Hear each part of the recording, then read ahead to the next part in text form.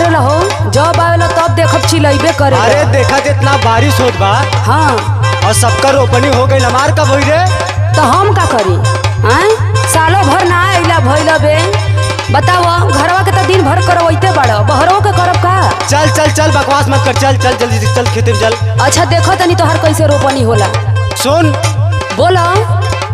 लेवल लगवाई देहली भर देली पनिया, लेवल लगवाई देहली भर देली पनिया, चला चला धनिया बे तोहरे रोपनिया।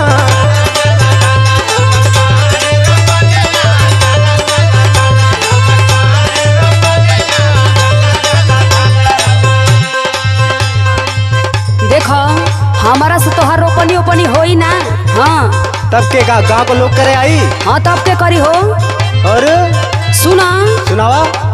एही रे चैतवा में गवना करवला, एही रे चैतवा में गवना करवला, लागता कि रोपहिला हम के लियावला।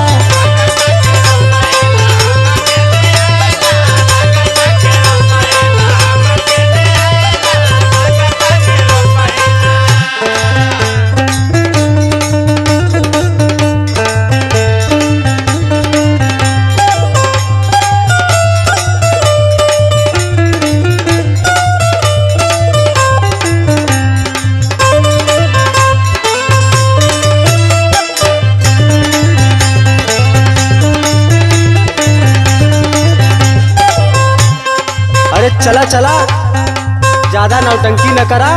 अच्छा मने बनिहार ना लगा सकेला, हम ही रोपब का? सुना रुपया नौकरानी आल हूँ महारानी बने। अच्छा मतलब तोहार हम रोपही खातिर आइले बानी ना। चला ज्यादा बतियावा मत, जल्दी करा लेट होता। सुना बोलो। तेरे जानी करा चला बेहनी उखारे,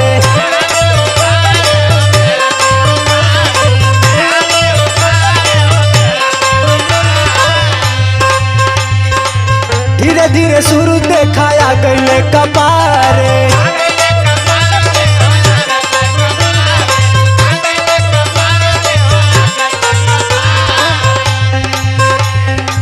तेरे जनी करा चला बेहनी उखारे, धीरे धीरे देखा सूरज आ गईले कपारे।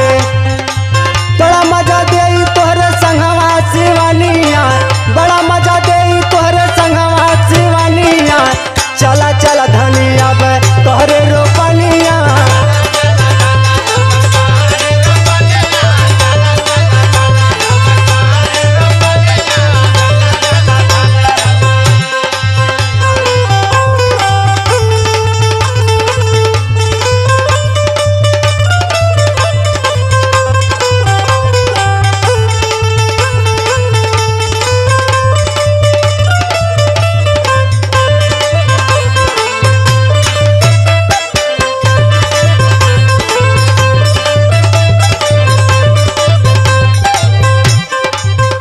बाप रे बाप, तहरा तनिको बुझात नहीं खे हो, तनिको दया नहीं खे आवत। काहे के दया? अरे अपने खेती में कौन दया मोहब्बत बा?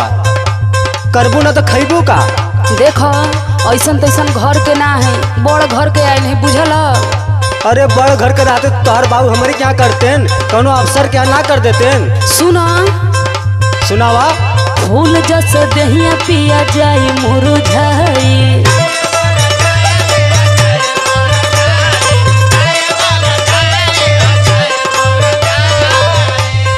लागी जब घाम त जाई करियाई। अरे हम काहे धनंजय भैया लाके दे दिए क्रीम तो के हो। फूल जस दहिया पिया जाई मुरझाई, लागी जब घाम त जाई करियाई। और सुना सुनावा। सालो ना बीतल खेत के डहरी धरवला, सालो ना बीतल खेत के डहरी धरवला, लागता कि रोपहिला हम के लियावला।